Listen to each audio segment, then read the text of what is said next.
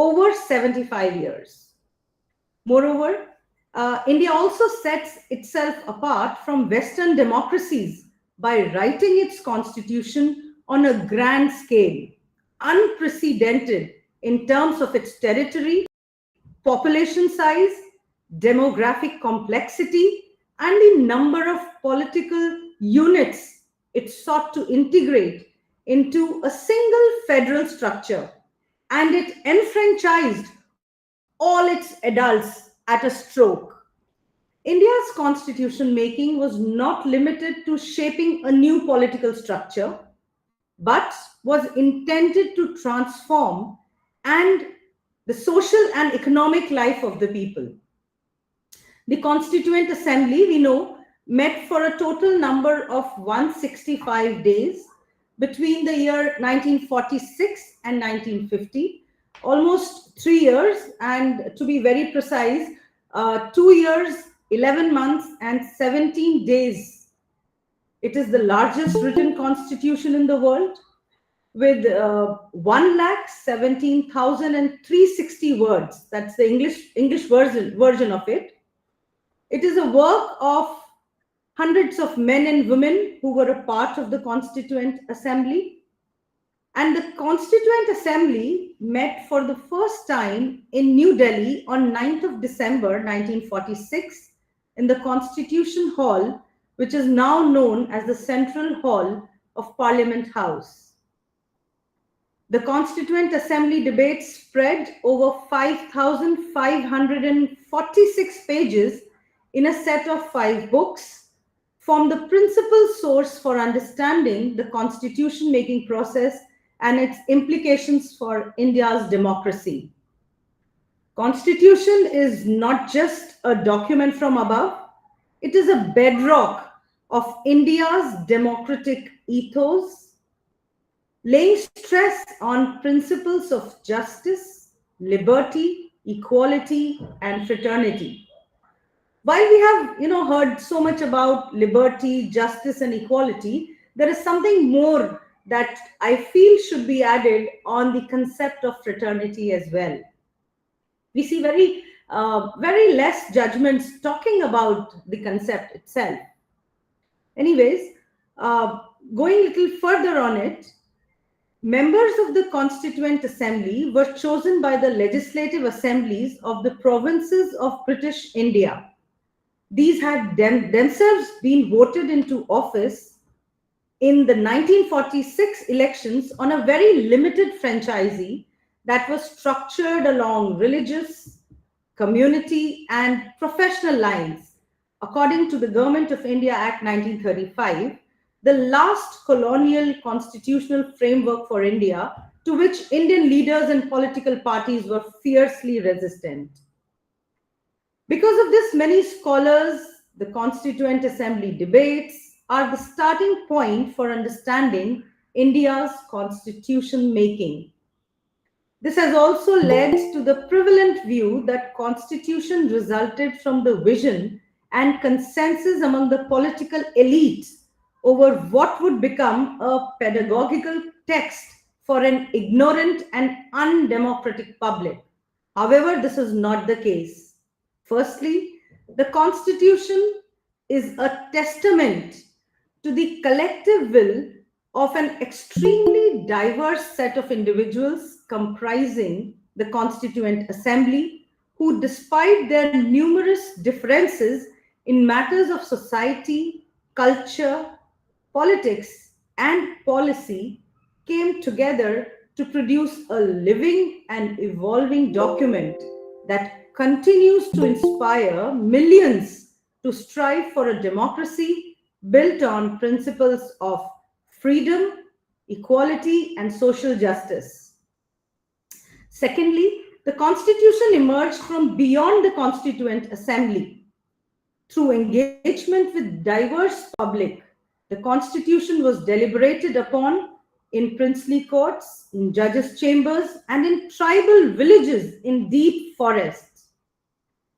First, various princely states formulated their own constitutions, leading to widespread constitutional dialogue between rulers and constitution makers within the states and their engaged public. Therefore, numerous parallel constitution making processes in the states produced comparable constitutional templates that could ultimately be assembled into a new Indian constitutional fold. Secondly, I will tell you that it's not just the framers of the constitution that were debating and discussing, it was also the judiciary which was actively engaged with the draft constitution, offering feedback through letters, memorandums, and conferences. Judges were particularly concerned about preserving judicial autonomy and independence.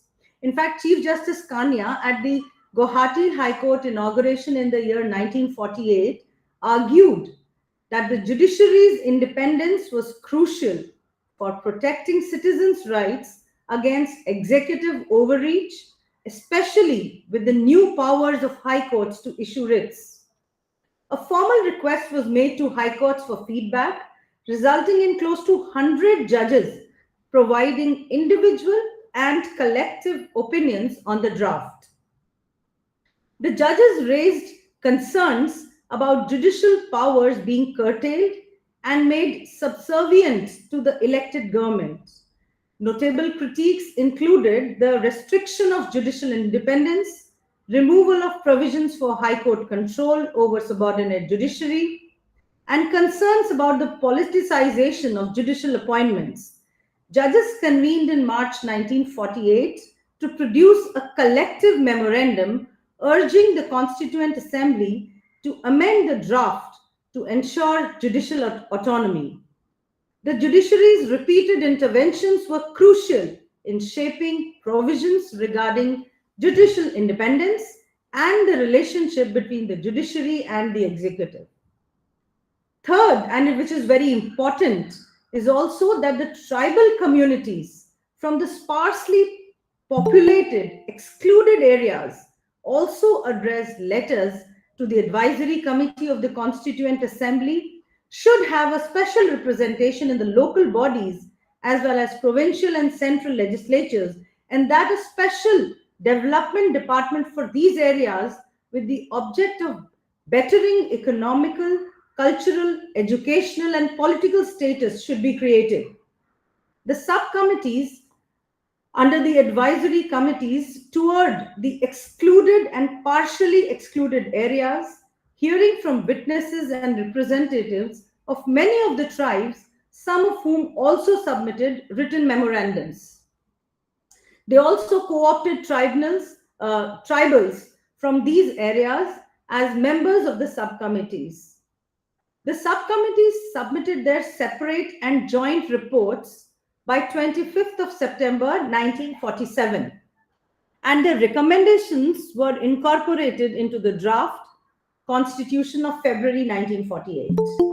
Therefore, effort was made to incorporate the voice of the remotest regions into the making of the Constitution. So, I tried in brief to just lay a foundation of today's topic, how this the biggest document that we have today, which is a bedrock, which is the ethos, which represents the ethos of our country, how we believe in this big document.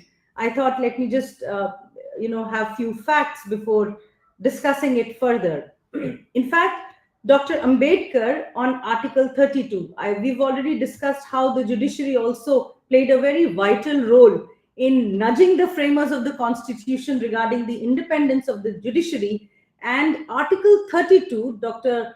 Babasaheb Ambedkar, on the Article 32, he said, and I quote, "If I was asked to name any particular article in this Constitution as the most important, an article without which this Constitution will be a nullity, I could not refer to any other article except this one. It is the very soul of the Constitution and the very heart of it," I unquote. He also said so many things about, how he felt that the Constitution is not a mere lawyer's document, It is a vehicle of life, and its spirit is always the spirit of age. Ma'am discussed about the Keshwanand Bharti judgment.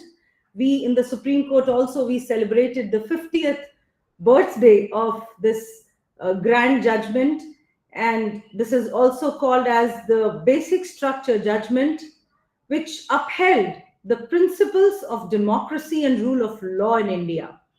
It was delivered on 24th of April 1973 by a 7:6 majority, which held that the Constitution of India has a basic structure that cannot be altered even by a constitutional amendment by the Parliament.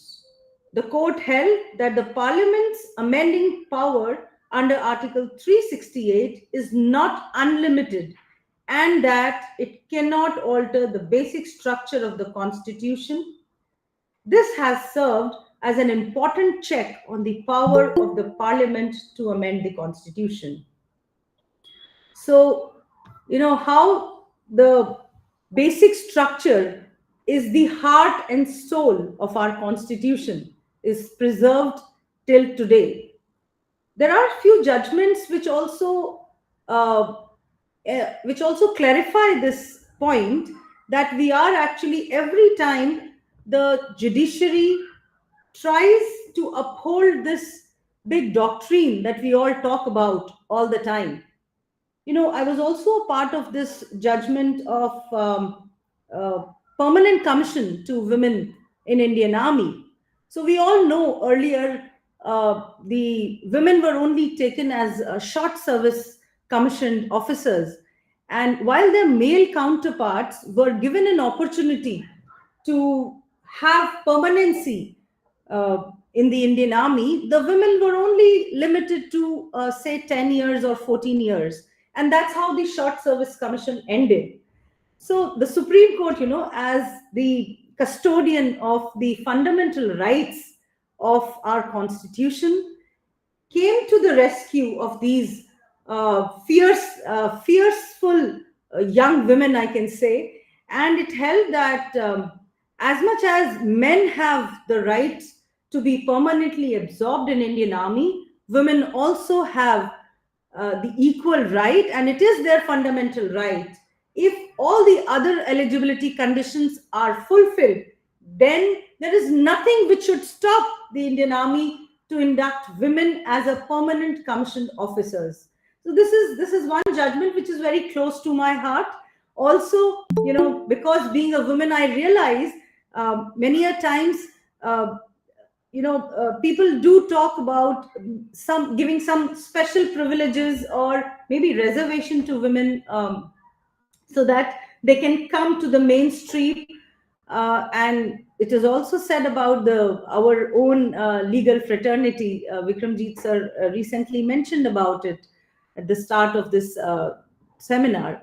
I must say that definitely there is a need to give this little nudge, so that the system, which is not really used to having so many women around. Of course, the litigation profession is always a male's bastion, and it was said that, say, around 20 years ago, there were very, very few women in the corridors.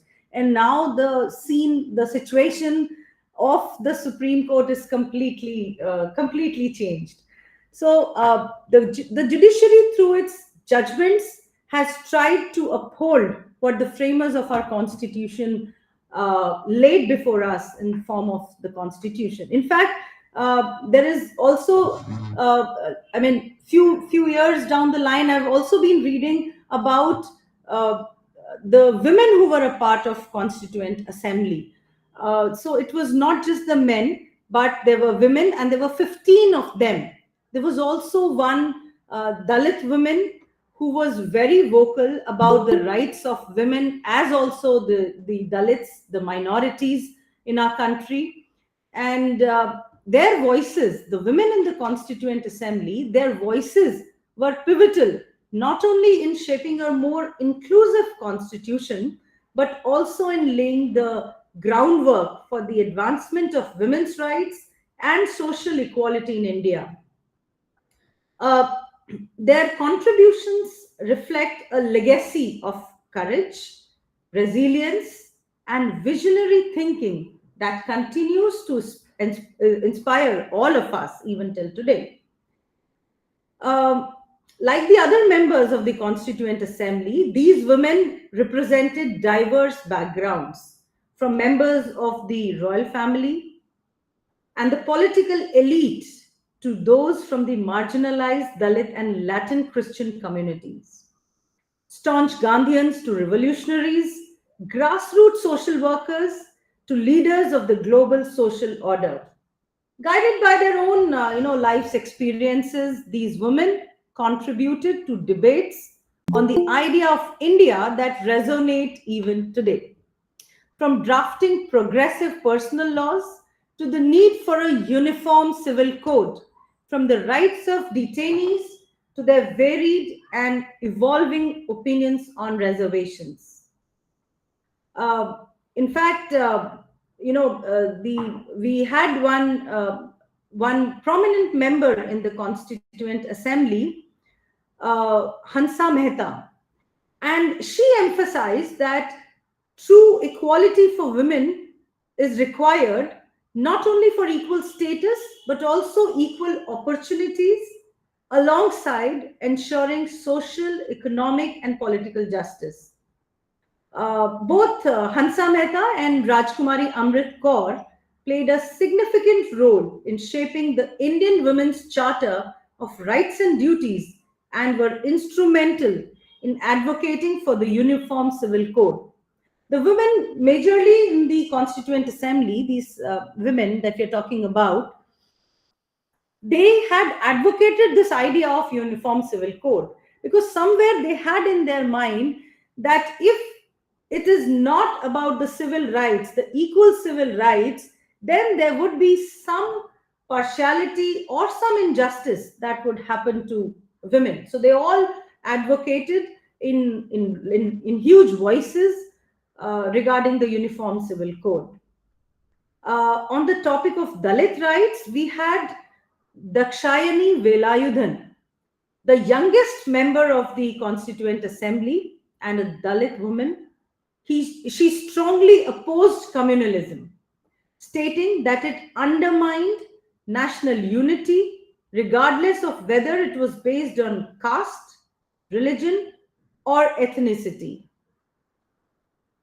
She argued that as long as the scheduled castes remained economically oppressed, there was a little value in advocating for separate electorates. There were, of course, the other women also. Due to the little time that we have, I cannot talk about each one of them and their contribution, but they were very vocal when they spoke about all these things. And it's not just that they spoke about the women's rights and Uniform Civil Code, but they were actively engaged in the entire discussion that happened in the Constituent Assembly. The nowadays is also regarding the constitutional morality. And I feel this is something which is coming more and more often now with the judgments that are being authored these days. And this was first introduced, this term of constitutional morality was first introduced by Dr. B.R. Ambedkar in his speech, The Draft Constitution, on November 4, 1948. He cited British classicist George Grote to support the Constituent Assembly's decision to include the structure of governance within the Constitution.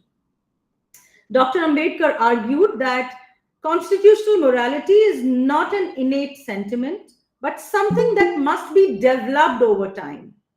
He believed that in the early post-independence period, the Indian people lacked this understanding, which is why the Constitution needed to spell out the specifics of how the administration should function.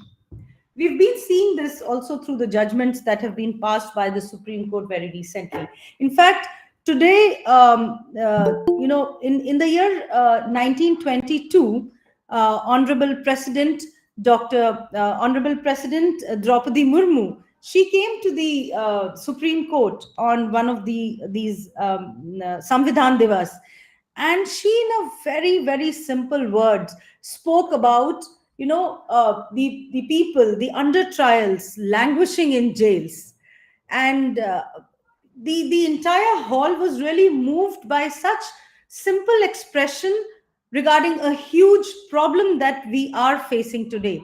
And I must tell you that after 2 years, in fact, the Chief Justice of India then and the judges, they really thought about this being a very very prominent aspect that should be taken care of. And just now, this month itself, I think previous month, there are handbooks released by the Honorable Supreme Court. One of them is regarding the rights of the prisoners, their conditions. And while these were unveiled by the Honorable President herself, it was very well noted in the speech by the Honorable CJI, the then CJI, Honorable Dr. Justice D.Y. Chandrachud, that it was the speech of the Honorable President which gave a thought, and which also was the reason behind this this handbook being released. So right from the rights of the prisoners to rights of the men, Now's Foundation's judgment is before us. These have been continuously coming and shaping what are our ethos, which are there enshrined in the Constitution. In fact, even today there was a seminar in which the honorable judges of the Supreme Court were a part, and one of the judges said that the need of the hour is to talk about education and health more than any other thing. And when we are talking about the infrastructure of judiciary, it should not just be information technology, but also that we talk about health, we talk about the condition of prisoners, we talk about the common man. It's the common man is what is looking up to the courts for justice. The large number of cases that we have, so much of talk goes about the pendency in the courts. Now let me tell you, pendency also has a positive thing about it. There are large number of cases because people believe in the judicial system. That is why they file cases. They want to come to the court to seek justice. So of course, pendency, there's something continuously being done about how to resolve this pendency. But I felt that the positive aspect is people are coming to the court to have their fundamental rights ensured. And while we all try and see that whatever best we can do in our individual capacities, the judiciary, of course, the Supreme Court acts like a guardian of our Constitution. I can really go on and on about the subject. There are so many other judgments that I want to talk about, but I feel I've already crossed my time limit. So I would thank you so much, everyone, for giving me this opportunity. Thank you.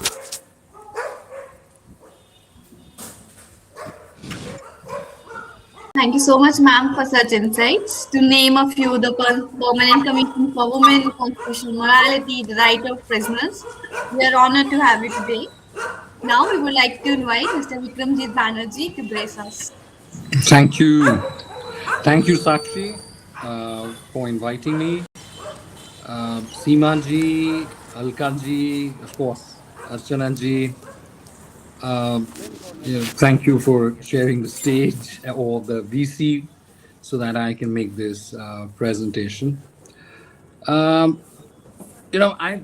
I have a thought. Whenever I discuss the Constitution, I have a thought, and that thought goes to Thomas Jefferson. Thomas Jefferson, the great founding father of constitutionalism in the world, had a very interesting thing to say. He said all constitutions should be binding for 20 years. He said, because the people of one generation have no right to bind their future generations. I think there should be substantial changes in the constitution. I'm not for a person who, very controversially, I'm not a person who believes in the ancientness and therefore correctness of constitutions. I think constitutions need to change and need to evolve, and there should be room for that. Now, what is the constitution? Now, according to my understanding, constitutions can be both written and unwritten. And for example, in the US has a written constitution. It has a written constitution which is filled with checks and balances, where rights of every institution is very clearly defined. Very much like the old Roman constitution. I don't know how many of you have any idea of the old Roman constitution, but Roman constitutionalism, unlike sort of Anglo-Saxon constitutionalism, which originates from Britain, had a very clear checks and balances approach towards controlling power. Because at the end of the day, constitutionalism is a power controlling document as to how the power of the state or powers of various entities which govern society are controlled. So the US sort of went the way of the Roman constitutional path. That is, it chose to restrict and define very clearly different institutions and their limits of their power. But interestingly, as we all know, that the US Constitution did not actually provide for the judiciary having the ability to strike down any legislation as violative of the Constitution. That actually came, outside the constitutional parameters through Marbury versus Madison, which was a case which went from the US Supreme Court. So even in purely written constitution, there are large parts of it which is unwritten. The UK Constitution, and this is something which I continuously talk about because I think we, in many cases, broadly we followed the UK model. The UK model, like New Zealand, actually doesn't have a written constitution. A written constitution per se does not mean that it does not have constitutional documents. It has a number of constitutional documents or a number of acts, and it believes that at different points of time and different points of time in space, there can be different constitutional documents which could be termed as constitutional documents. And there is flexibility enough to be able to change the same. So that I think this in many ways is I would say was the thinking when our constitution was framed. And so therefore that reservation which I have of a very rigid basic structure, because I think that the rigid basic structure that we speak about lends a certain amount of inflexibility in the constitution, which was not envisaged. They sort of adopted a constitutional model which was more akin to the UK Westminster form of government rather than the US presidential form of government. And along with that, they adopted a constitution which they thought would be inherently flexible.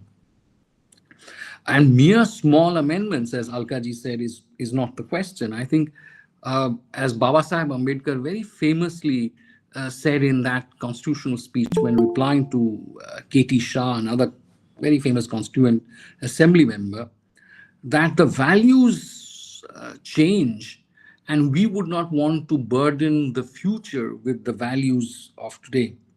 So, that requires a thought. That what sort of flexibility do we want in our constitution?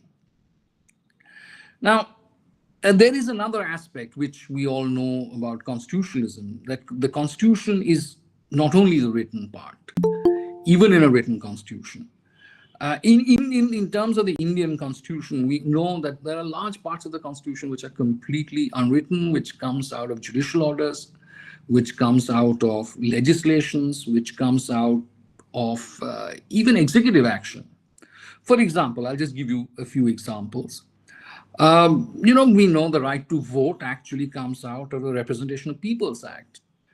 And we know that the reservation, which we take it as today as part of the Constitution and of constitutional law, constitutional scheme of the Constitution, actually comes out of a Department of Personnel and Training order.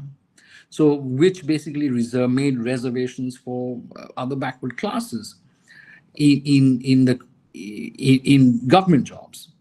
The questions which we take today for granted as part of constitutional thinking, whether the conception of caste is class, which is a direct product of the Indira Sawhney judgment, or that merit is not the only measure of employment and there has to be something more than merit, which also comes from the Indira Sawhney judgment. Then even the concept of basic structure, which comes out of, again, very famously of Keshavananda Bharati, which we speak about, the conception of secularism, which we today, something like Sarva Dharma Samabhav, now, or which is based on Ekam Sad Vipra Bahuda Vadanti. Now, these are conceptions which are actually judicially made, and these have been grafted into constitutional law. In fact, it's very interesting to note that even the entire conception of the supremacy of the judiciary in the appointment of judges, which comes through a large number of judgments of the Supreme Court, which are known as the judges' cases, including and the last one being NJAC. These are the NJAC judgment. These clearly show that these were not envisaged at the time of framing of the Constitution. These were later additions, and these were not even, in many cases, parts of the Constitution. And these were later grafted into the Constitution, and this makes the Constitution beyond merely the letter of the law, because these are, in very many cases, beyond the pure text. These are actually constitutional law which we take for granted, but these don't exist as part of the Constitution. And I'm not even referring to those provisions, which were related at 35A of the Constitution, which related to the state of Jammu and Kashmir, which existed in a gray area where no one knew whether it was actually a part of the Constitution or not. But as I narrated before, a lot of the constitutional laws which we take absolutely for granted are not actually texts of the Constitution. Now the third major question and which we face today is, so what about our Constitution? What are the major issues about our Constitution? What does our Constitution stand for? Now, and I would say, I would sort of put it in a point-wise. The first, I think it's important for us to take for granted and to discuss this front and proper, that the Constitution which we have today does not start on a blank slate. It does not start on what is called tabula rasa. It starts based on the Government of India Act. The power controlling structure of our Constitution, irrespective of what we like to think today, is based on the Government of India Act. The American model, which believes in executive supremacy in a presidential form of government, or judicial supremacy, which seems to be the rhetoric which seems to be pervading constitutional discourse across the world in every democracy, where there seems to be a model of governance, of constitutionalism, which is actually judiciary-led. I do not think that when our Constitution was framed, and that was the clear discussion of the Constituent Assembly, that was ever envisaged to be either an executive supremacy constitution like the US Constitution, or a judiciary-dominated constitution. We chose ourselves to have a parliamentary democracy on the Westminster model. Now, the reason why we chose it is because that model for better or for worse, had been experimented with across the then Commonwealth for a very long period of time, whether it be in Britain itself through the Great Reforms Act, or whether it be all across the Commonwealth, in Australia, in Canada. And so therefore, when we framed our constitutional model under the Government of India Act, as all of you know, we took parliamentary democracy, which was experimented in Britain and which was applied across the board. We took the list system from Canada.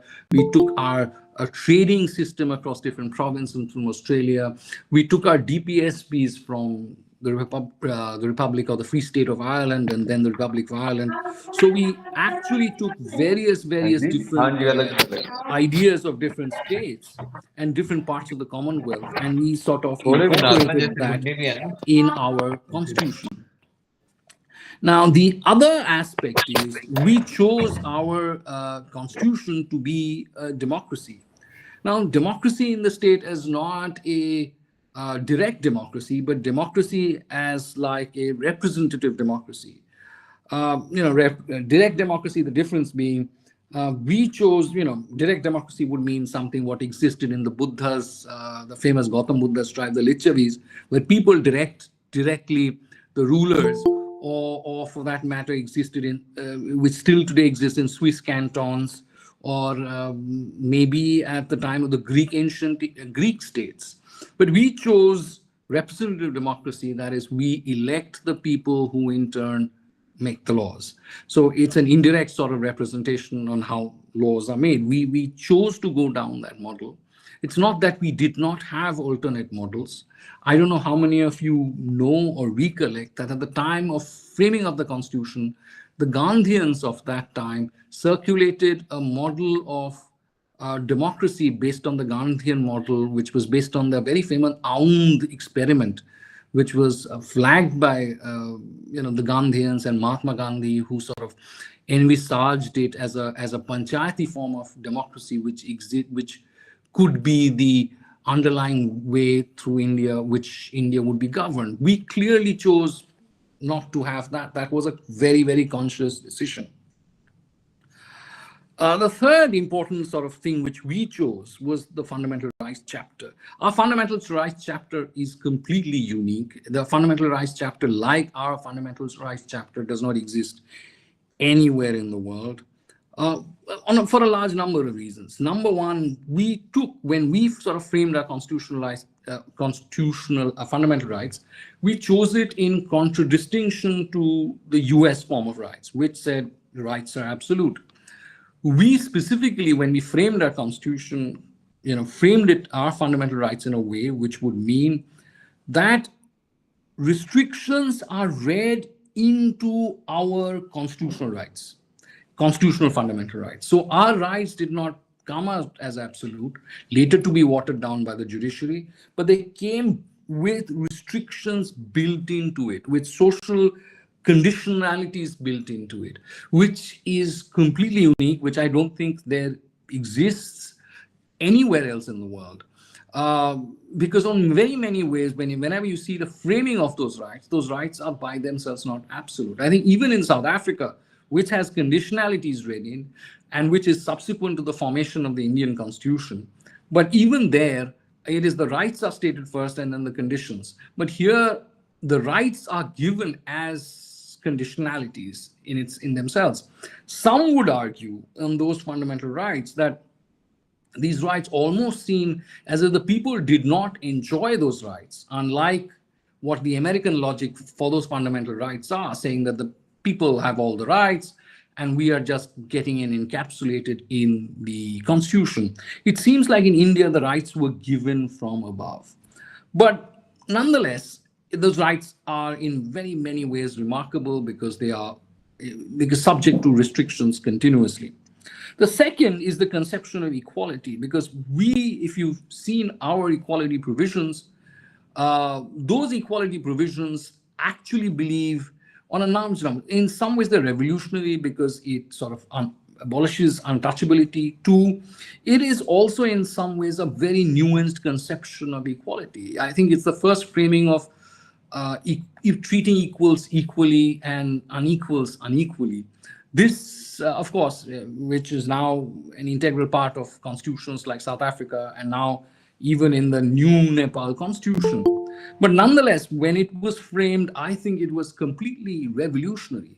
The conception of reservation, of affirmative action being built into the constitution was just an incredible step forward. How many of you, I'm sure all of you know that Babasaheb Ambedkar borrowed these ideas from when he went to study in Columbia. And I think his professor was Dr. Dewey, who had these ideas. But interestingly, in America, where these constitutional principles were being discussed at that point of time, they gave a go-by to this conception of affirmative action, which we incorporated in our constitution. I like to say this, that I think we have been able to address our issues with our discriminated classes much better than what actually America was able to handle and is able to handle today, which resulted in violence and unprecedented scale across American cities through Black Lives Matter, as you have seen. We also have very interesting two more fundamental rights, which I think are completely not present in any other constitution. One is a very nuanced conception of right to religion. If anyone sees Article 26, we have given a right to follow rituals to sub-religions, to small groups, which can follow their own rituals without any restriction from the state, which is very unique, which giving rights and recognizing subgroups is incredible. Is a huge step, which is not there in many constitutions. The third, I think the fourth major distinction is is Article 32, whereby anyone with a fundamental right can approach the Supreme Court. I'll address how PIL changes it, what's the aspect of PIL and why that is important.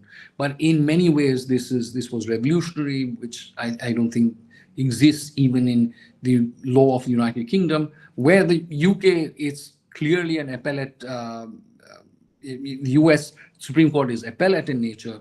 In the UK, it is also appellate in nature, and there is no ability to approach the courts or in the House of Lords, at that case of today, the Supreme Court directly. You have to go through a process of appeal, and even if it's a violation of fundamental rights, so in many ways, that was a revolutionary approach. The fourth major differentiation is DPSPs, which we know some of the most revolutionary ideas were brought into DPSPs, including ensuring that there should be a uniform civil code, ensuring there's a separation of judiciary and the executive, ensuring the stoppage of, in many ways, stoppage of cow slaughter. And also, I think, a very interesting provision, ensuring that there should not be concentration of wealth in few hands. So there were diverse influences on the DPSPs, but overall, I think in many cases, as I would like to tie in towards the end of whatever I'm going to speak, I would like to say they all tie in because the theme of it is largely the same. The fifth is, of course, the power division between center and state, which was based on the list system, which we inspired and we took from Canada and from the government of India in 1935. The sixth is independent judiciary, which Archana ji spoke in great detail about. And the most interesting thing is, unlike judiciary of both UK and the US, our judiciary was substantially hierarchical. Because anyone who knows the history of the formation of our judiciary would understand this, because this is a radical step.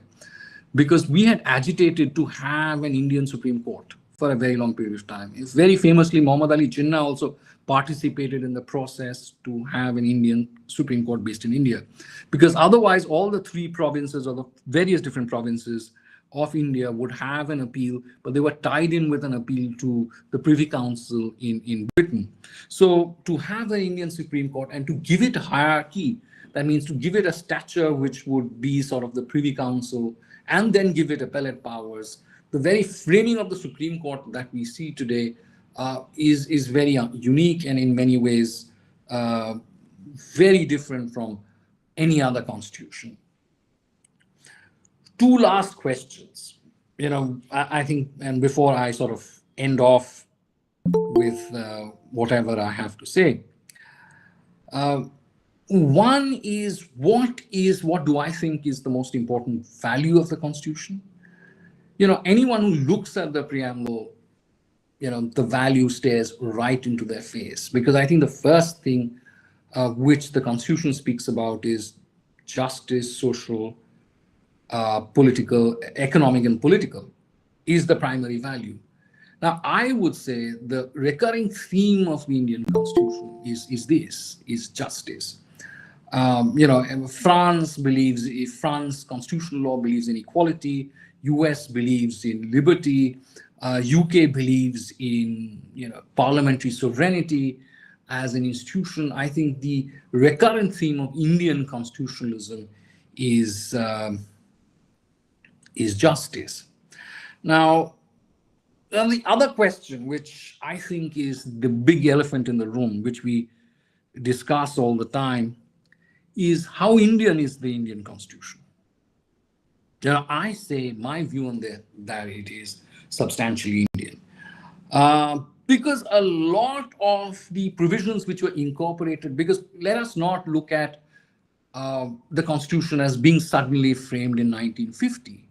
I see the framing of the Constitution of India today as a development over a period of a large amount of time, with the final collapse of the old structures of India, legal structures of India, which sort of disappears in 1857, when after our first war of independence and the declaration of Queen Victoria and direct taking up of the rule of the British Raj, and our considerable agitations against this, asking for concessions, which results in a lot of these developments which we sort of take it for granted as if it was given, but these came after a large amount of agitations, large amount of movements, large amount of demands asking for these changes to be made in our constitutional law. One is representative governance, independence of judiciary and hierarchical judiciary based in India, abolition of untouchability,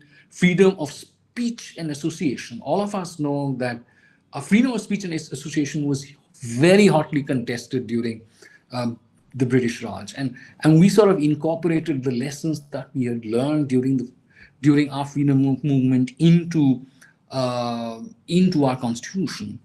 I think the right to life, which we incorporated in our constitution, is again very unique, and it came from the unique experience of our people getting imprisoned with even under Preventive Detention Act and so on and so forth, and how that plays into right to life, etc., etc. We brought that experience into the framing of our constitution, and even though, and I say this, that even though it is broadly based on the Government of India Act, but then at the time of the framing of the Constitution, there was also a large amount of debate, so new ideas were incorporated.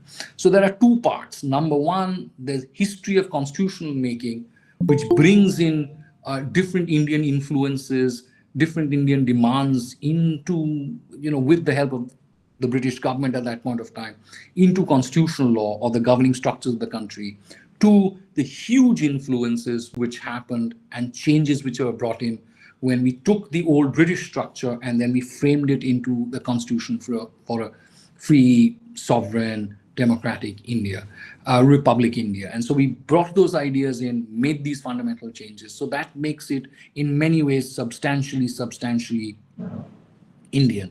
The third, and I say this, and this is something which we all need to realize, that then we've had 75 years, nearly 75 years of working out that constitution. And we have incorporated ideas into the constitution which are uniquely Indian. And it's like expanding a right to life means not merely right to life, but life meaning, so many other things, so many other ancillary rights, not mere animal existence. This is an extremely Indian framing of a right to life, which does not exist anywhere outside the Indian context. In fact, no one outside the Indian context would understand it. Two, something like a right to judicial remedy under Article 32, the PIL, which is, which reminds of people approaching the king directly for justice. This is unique, never existed anywhere else. The reason why we've allowed, a letter petitions to the Supreme Court is because we think justice should be accessible to the common people, to everyone. Now, this is historically, civilizationally, culturally, this is a very unique Indian approach to justice. Third is, our great supremacy of the judiciary, which comes from a history of Indic civilizational history. Because we have always believed that the dharma is above everybody. The king is no doubt very powerful, but dharma is above the king. Our right of equality is extremely nuanced. Indra Sawhney says caste is class, which goes beyond the European English system of what is equality. Now, these are ideas which we worked on. These are ideas which we incorporated into our constitutional law, which makes it an Indic, Bharatiya constitutionalism.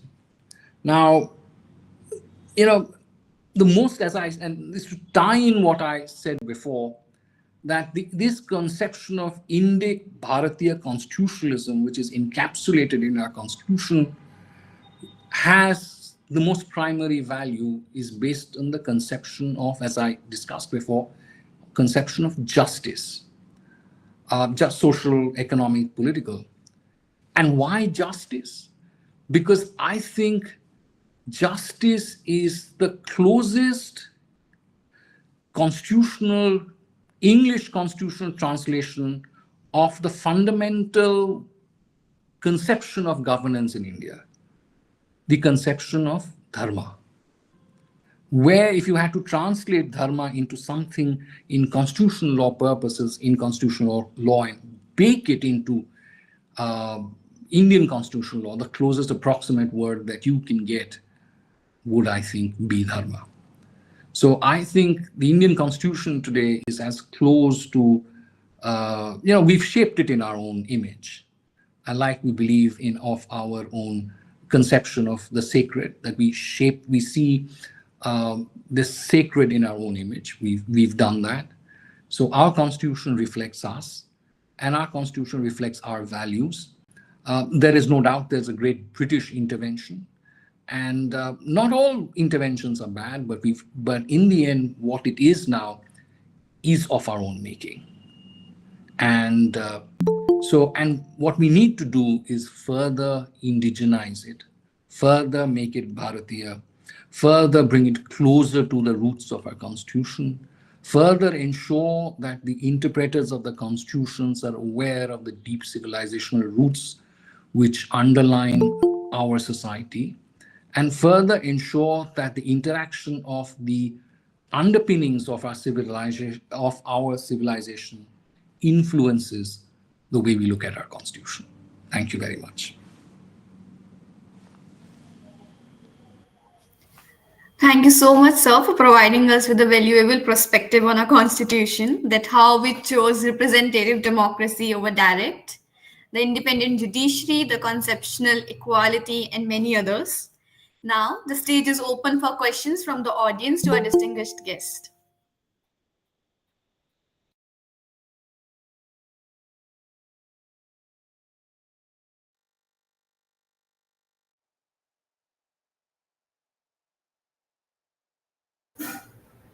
Archit wants to ask something. Archit, please continue.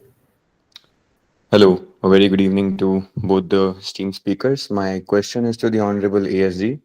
His argument was basically that a more rigid... Archit, both of us are ASG, so you'll have to specify by name. I'm sorry. I think he's talking about you, sir. Okay, I know. I was joking. No, my greetings to both the Honorable ASGs, but my question is to Vikramjit, sir. So, sir mentioned that his argument was that a more rigid basic structure goes basically against the wisdom of the Constituent Assembly makers. So, this made me wonder if the debate about due process being inducted by the Menka Gandhi case and the famous debate and the conversation between B.N. Rao and Felix Frankfurter, in which the US Supreme Court judge basically said that the due process was basically undemocratic, and so the Constituent Assembly actually struck it off. Yes. So, yes. and the given contemporary background that the Honorable Vice President says that the basic structure is basically undemocratic and a bad judicial precedent, how does the ASG view the Constitution moving forward? Should it be more rooted as per the wisdom of the Constituent Assembly, or more attuned to the present needs as the Supreme Court read in due process in the Menka Gandhi case? And Um, if it is the Constituent Assembly wisdom, then doesn't this really contradict your own argument that the Constitution should be more flexible? no, I think the Constituent Assembly envisaged it to be more flexible. See, I have another reading. That's not the scope of today's discussion, but I'm just sort of indicating what my view on that is. I think if you look at the Supreme Court judgments which happened 20 years till Keshavananda Bharati, and in fact, Keshavananda Bharati judgment, if you read it, you know the politics, and I'm not talking about the political underpinnings of it, but I'm talking about the judicial politics of it. There were two sets of judges, one who believed in the flexibility of the Constitution, and the other who sort of wanted the basic structure to be incorporated. And that was a live debate. And in fact, my reading of the Keshavananda Bharati is that they couldn't agree to it. So in the end, they came out with this sort of a conclusion, which then they reiterated and they incorporated as that is the meaning of Keshavananda Bharati in Minerva Mills. So in short, what I'm saying is that the judges post till Keshavananda Bharati actually did not sort of believe in basic structure, and they sort of believed it to be quite flexible. Since you know all this history, you would also know that basic structure is basically a German conception, and German conception in post-World War Germany, where they wanted to stop Hitler, another Hitler, so they wanted to incorporate this conception of Grundnorm, which means there are basic conceptions of, which you can't get rid of or shake off in a constitution. But I think judiciary, at least in the first 20 years, knew that the constitution was flexible. I think subsequently there has been, as I said, a rigidification of the constitution, and that happens because influenced in, the idea was borrowed from Germany, but that seems to be the tendency of following roughly an American model, which also is like a strange mix of ideas of arising out of England, but based on the constitutional model of the Roman constitutional model, of which exists in Europe. So it's because of the Americanization of our understanding of the constitutional law, which happens 80s onwards, which influences the due process clause, which was originally therefore excluded out of the Constitution and then brought back again, because we've in many ways incorporated a lot of American ideas into our Constitution, including questions of rigidity of the American Constitution, rigidity of the Constitution through the basic structure, which is an inherent part of the American Constitution, also the due process being one of them. I'm very skeptical of Americanization of our constitutional law. I'm a very big skeptic. I'm of the view that we should, because for better or for worse, the only governance structures that we were used to in some form or the other was the Commonwealth model, whether we call it British or Commonwealth, but I think it's the Commonwealth model, and which I think which had a much better governance perspective because it had been applied on vast kinds of different people all across the world. And I think that's the way the British sort of framed their constitution. A very interesting, I would recommend a book on this huge difference is Ivor Jennings' a number of works on how constitution was framed. Ivor Jennings was one of the premier lawyers of that time, during decolonization, responsible for framing of the Sri Lankan constitution. And this distinction, which the British believe that you create a multiplicity and keep it flexible, constitutional law, multiplicity of institutions, while the American Constitution is largely built on ideas, which seems to be the sort of thinking of the Indian Supreme Court today. I differ from it. I clearly have my differences with it. Thank you, sir.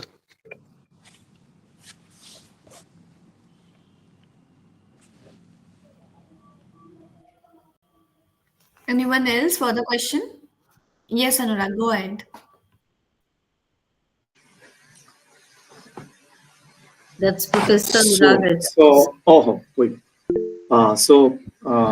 Vikramjit sir, it is always a wonderful experience reading about you, hearing from you. Last time I heard in Delhi University itself.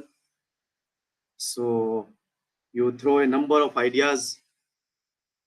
Now I have two questions, both on the operative part of the constitutional jurisprudence. One, and both on the provisions which are still not made applicable. One, that why the provision of the distinguished jurist remained inapplicable in our constitution. In case of Supreme Court judges appointment, it is there. And Delhi University, I have heard that there are two distinguished occasions when probably two persons were considered and ultimately they were not, the idea did not mature. This is one. Second is, again, the inoperative part in the Supreme Court, that is the appointment of retired judges, ad hoc judges, which is provided in the Constitution. I've heard that, means indeed Justice Chandrachud, in one of his lecture when he was not Chief Justice, he said that it should be there. Newspapers suggest that he probably tried, but the government probably declined his offer of incorporating or not incorporating, enforcing these provisions. So fortunately in 2021, 224 capital A came into enforcement, that too through the Supreme Court. But can you throw some light, because you are a part of government? You can let us know what is the government feel about this. Thank you for that question, but I have no insider information on this. But I'll answer it in my own way, or whatever I have information on constitutional law. I'm not talking about anything. I don't stand for the government in what I say. I don't represent the government's views. I think my views are quite radical, which you know, always know. That's my views on constitutional law. I speak as Vikramjit Banerjee, not as Additional Solicitor General of India. That being said, the question of, I don't think it's the ad hoc judges and temporary judges and retired judges being appointed. I think it's been done sometimes before. I do not know whether the story of the government having refused it or not is true or not. I have no idea. But it can be, of course, considering there is a large number of cases pending, it's an idea worth broadly exploring. The question of eminent persons, to my understanding, I know those two cases. One was, if I recall, Professor Upendra Bakshi, and the other, if I recall, was Professor Madhav Menon, whose sort of things were explored at that point of time. There may have been others, I'm not aware, but these are, of course, majorly discussed, and considering CLC, and they both were eminent professors of CLC, so I know how much of how much of an issue that it is in CLC, and that's always been.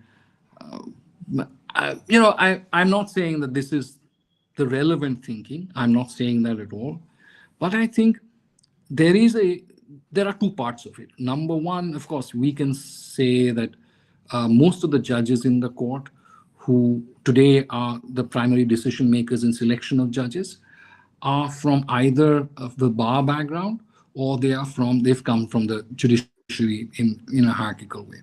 So both of them are a little bit reluctant to have someone outside it. But though I assume there have been eminent people and academics who may have been appointed once or twice in the high courts. But in the Supreme Court, I think the issue is also, from the point of the judiciary, is wonderful people, no doubt, and professors are wonderful people. I really respect their knowledge, their academic knowledge, the ability to appreciate law. But the question is how, there is a perception that, pardon me saying this, that the academia exists in ivory towers. So how do you make the academia more practical? And there is always a thinking that because academia exists in ivory towers, so therefore there seems to be impractical and maybe some would say slightly more ideological. So which would therefore make our judicial, and I'm sure it may be from one of the eminent professors at the very esteemed institution, or maybe at my alma mater, or anywhere, or anywhere over India, a suitable person is found, I'm sure they will be accommodated. I'm sure they'll be looked on positively. But we wait for the day. We wait for the day. I think we're going to have the first Supreme Court woman Chief Justice soon. And these are all small steps in the development of constitutional law. So, I'm sure that will happen too. But that day we will wait for.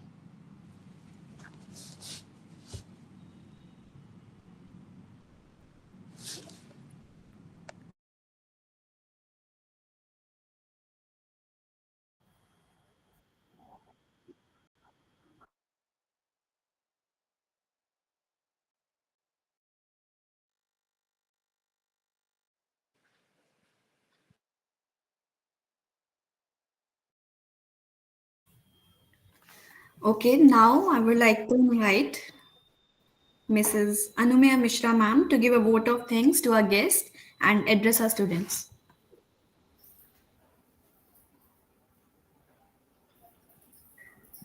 Thank you, Sakshi. And thank you to the speakers for such an insightful conversation. I would like to extend my sincerest gratitude to our two eminent speakers, Mr. Vikramjit Banerjee and Ms. Archana Pathak Dave, Additional Solicitor Generals of India, for taking out the time to interact with us. Your engaging discussion has not only enriched our understanding of the Constitution and the nuanced idea of constitutionalism, but I'm sure all of us feel so, that it has left us with much to reflect upon. On behalf of the participants, I sincerely thank you for sharing your time and expertise with you, and we look forward to interacting with you again sometime very soon in the future. A special note of thanks also goes to our professor in charge, Professor Alka Chawla, for always encouraging us to excel in our academic pursuits and also for her unwavering support. I would also like to extend my thanks to Dr. Seema Singh, the faculty convener of the Debate and Discussion Society, for her tireless efforts in organizing such impactful events. To the dedicated students of the Debate and Discussion Society, Campus Law Center, thank you for your seamless coordination and hard work that has brought this event to life. I would also like to thank my esteemed colleagues and all the student participants for their active engagement, thoughtful conversations, and enthusiasm, which has definitely added immense value to today's gathering. It is in moments like these that we enforce the spirit of learning, dialogue, collaboration, and dissent that define our community. So thank you all for making this event a success. And on behalf of Debate and Discussion Society, Campus Law Center, again, I look forward to many more meaningful conversations with you. Thank you.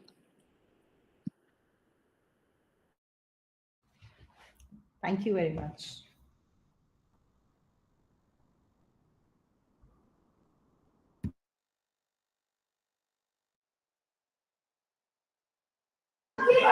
Madam, can we now sign out? Professor Yes. Alka, madam. Yes, you can. Please, thank you.